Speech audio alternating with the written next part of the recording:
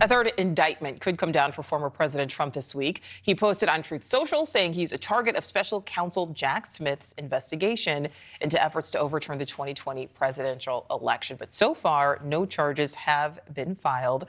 Let's bring in Chief White House correspondent Blake Berman. Blake, good to see you.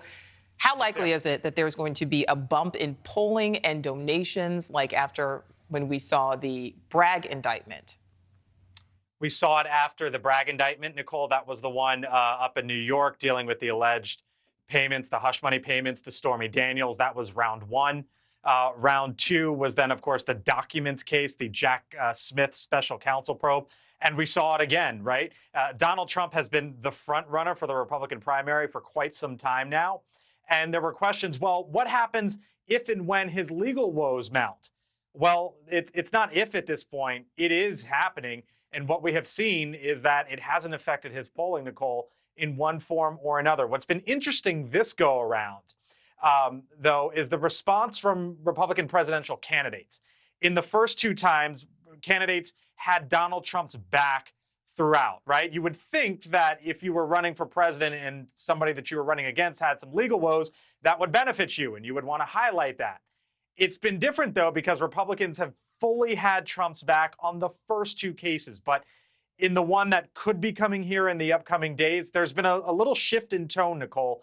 For example, here was Ron DeSantis, the former Florida governor, yesterday when talking about this potential indictment. Watch. And I think what we've seen in this country is an attempt to criminalize politics and to try to criminalize differences. So I don't know what was all about that, but I do know that we look at institutions, unfortunately, like our own FBI and Department of Justice, and we've seen the politicization of those institutions. We've seen them be weaponized against Americans. Pro-life activists can have the SWAT team come at them. Meanwhile, Hunter Biden, he would have been in jail if he were a Republican, and we don't know that. So Republicans are essentially saying they wouldn't have acted the way that Donald Trump did on January 6th, but they don't also necessarily believe that the former president should be prosecuted. Here was Vivek Ramaswamy when I spoke to him yesterday on the Hill. I think he should be held accountable at the ballot box, not at the behest of a federal administrative police state. I think it is a bad idea for this country to make a pattern out of using police power to indict a lead political opponent in the middle of an election.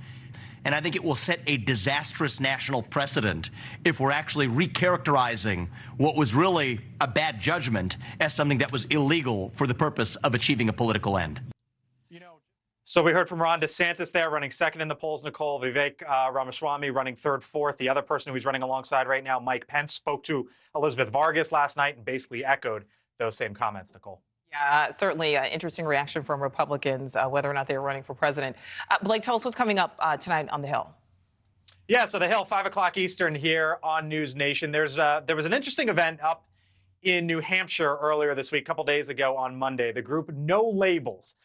There's a lot of inside D.C. chatter, Nichole, about whether or not they might launch a third-party bid, try to put some candidates together, maybe Joe Manchin, and what that would look like, and if they would back out if it seems as if that their candidate might help Donald Trump.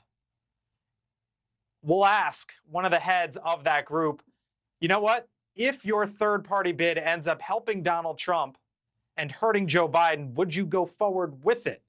There's some chatter that they might not, and we will talk to them about that idea and that possibility coming up 5 o'clock Eastern here on the Hill on News Nation, Nichole. We will be watching, Blake. Thank you. As Blake just said, a reminder, you can watch The Hill every weeknight, 5 Eastern, here on News Nation. Thank you for watching. Go to newsnationnow.com to find News Nation on your television provider. And don't forget to click the red subscribe button below to get more of News Nation's fact-driven, unbiased coverage.